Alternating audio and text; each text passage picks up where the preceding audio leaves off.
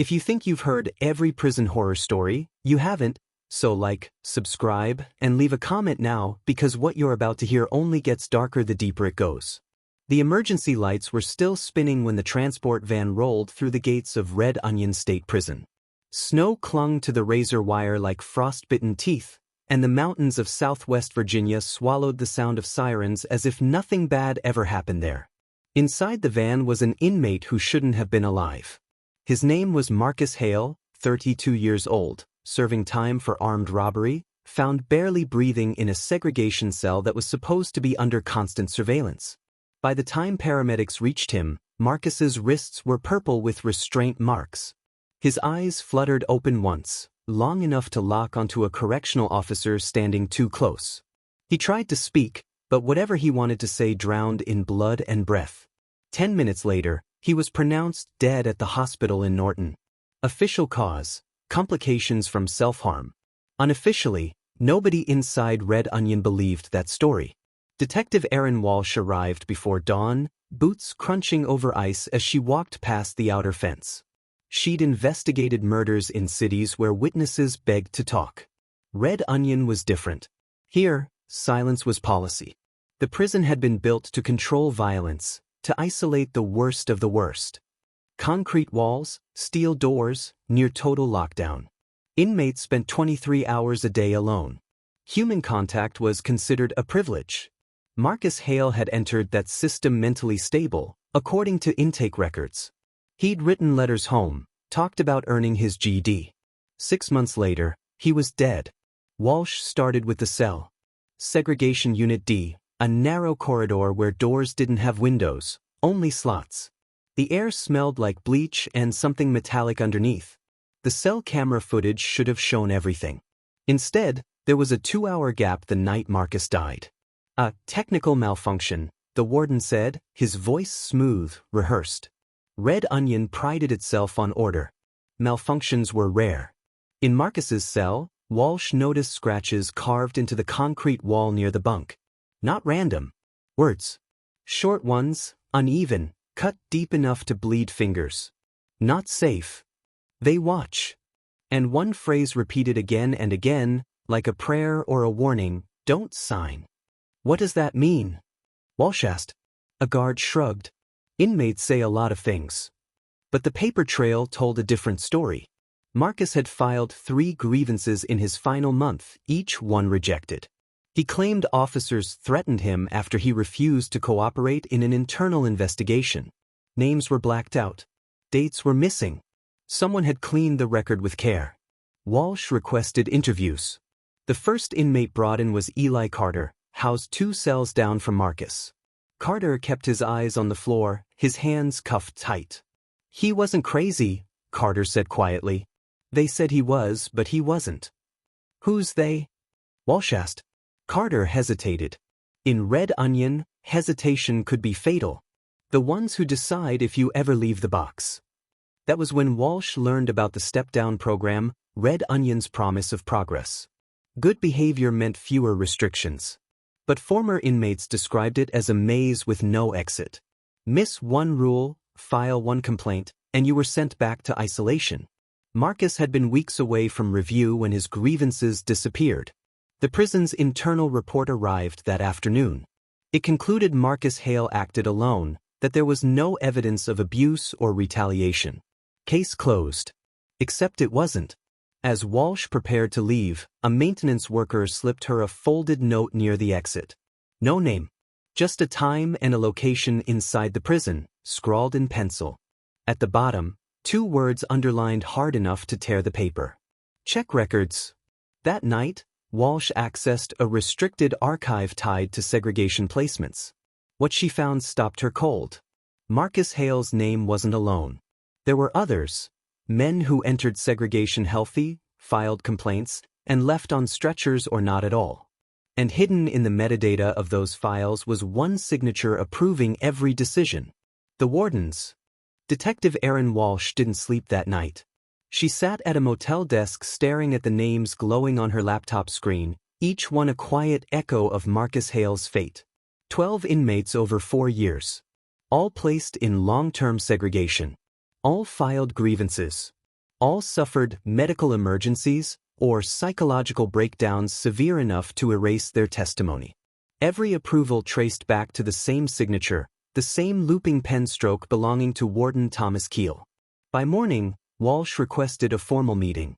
Keel greeted her with a calm smile that didn't reach his eyes. He spoke about safety, about controlling chaos, about how Red Onion housed men's society had given up on. He insisted segregation saved lives, both inmates and officers. When Walsh mentioned Marcus Hale's name, Keel's jaw tightened for half a second. Then the smile returned. "You're looking for patterns where there are none," he said. "Isolation doesn't break people. They come in broken." Walsh pushed harder. She asked about the missing camera footage, the rejected grievances, the step-down program that seemed designed to fail. Keel ended the meeting abruptly, reminding her that prisons were federal business and outside interference was rarely welcomed. That afternoon, the pressure became personal. Walsh's phone buzzed with an unknown number. A single text appeared, "You're not supposed to be looking here." Minutes later, her access credentials were revoked. The archive she'd reviewed the night before was suddenly under maintenance. When she returned to Red Onion unannounced, she was told all inmate interviews were suspended due to a security incident. No details given. But someone inside still wanted to talk. That night, a second note slid under her motel door. This one was more urgent, the handwriting shakier. "Seg Unit C, tomorrow. Before shift change." Walsh knew the risk. Going back without authorization could end her investigation, or worse. Still, she returned at dawn, slipping through the outer gates on a temporary pass. In Seg Unit C, she was led to an interview room barely larger than a closet. The man waiting inside was a former correctional officer named Daniel Reeves, recently reassigned after filing for medical leave. Reeves looked hollowed out, his hands trembling as he spoke. "They told us it was about discipline," he said. "But it wasn't. It was about control. Breaking men until they signed." "Signed what?" Walsh asked. Reeves swallowed. "Statements. Confessions. Agreements not to sue. Some were pressured to accuse other inmates, sometimes officers. Anyone Keel needed gone." He described forced compliance checks conducted off-camera. Restraints applied too tight. Lights left on for days. Meals skipped as punishment. And when inmates resisted, their segregation clock reset, months added with the stroke of a pen. Marcus Hale refused, Reeves said. He wouldn't sign. He kept saying he wanted a lawyer. Walsh asked why Reeves was coming forward now. His answer came quietly. "Because I helped restrain him that night." Before Walsh could ask more, alarms blared down the corridor. A guard yanked open the interview room door, shouting about a lockdown. Reeves was escorted out through a side exit, his statement unfinished. Within an hour, Walsh received official notice. She was being removed from the case due to jurisdictional concerns. Her superiors advised her to stand down. Red Onion was closing ranks. Then Reeves vanished. His phone went straight to voicemail. His apartment was empty, his car still parked outside. Medical leave paperwork had been deleted from the system. It was as if he'd never existed. Walsh knew she was running out of time. She turned to the one place records couldn't be easily altered, the dead. Marcus Hale's autopsy report listed bruising inconsistent with self-harm, buried under vague language. Walsh sent it to an independent pathologist she trusted. The response came back fast. Those injuries were inflicted by more than one person. As Walsh prepared to escalate the findings to the media, a final file landed in her inbox from an anonymous sender. It was a scanned document, dated years earlier, stamped, confidential. A policy memo authored by Warden Keel himself. The subject line read, "Behavioral compliance through prolonged isolation." And attached was a list of names scheduled for enhanced segregation review. Marcus Hale's name was circled in red. So was the name of the next inmate currently housed in Seg Unit D. Alive, for now. By the time Detective Aaron Walsh reached Red Onion for the final time, the prison was already in damage control mode. News vans clustered beyond the outer gate. A civil rights inquiry had been announced overnight, triggered by a leak Walsh didn't deny sending. Inside, however, nothing had changed. The doors still slammed the same. The lights still burned without mercy. And in Segregation Unit D, an inmate named Lucas Finch was running out of hours. Finch had been flagged for enhanced segregation review that morning. According to the memo, it meant increased observation. Walsh now knew it meant pressure. Finch was 26, serving a short sentence for drug trafficking. His file mirrored Marcus Hale's almost exactly. No history of mental illness, good behavior, one crucial mistake. He'd refused to sign a statement accusing another inmate of assault. Walsh demanded access. The warden refused. That refusal cracked something open. Federal investigators arrived with subpoenas before noon. Phones were seized. Servers were mirrored. Officers were pulled from duty for questioning. For the first time, Red Onion felt exposed. Walsh moved with them, knowing chaos was her only cover. They reached Seg Unit D as guards argued in hushed, panicked voices. Finch's cell door was still closed. No response came when his name was called. Inside, Finch lay curled on the floor, breathing but barely. His wrists showed fresh restraint marks. The camera above his door was dark. He survived. That single fact detonated everything. Finch told his story from a hospital bed under federal protection. He described officers who came in teams, who spoke softly while tightening restraints, who promised the pain would stop if he just signed. He named names. He described procedures. He remembered who stood in the corner, watching. Warden Thomas Keel. Keel was arrested 2 days later on charges of civil rights violations, obstruction of justice, and conspiracy. More arrests followed. Supervisors, compliance officers, staff members who'd learned silence was safer than truth. Records thought erased resurfaced through backups Keel didn't know existed. The step-down program was suspended indefinitely. Publicly, the case became a scandal about prison abuse and systemic failure.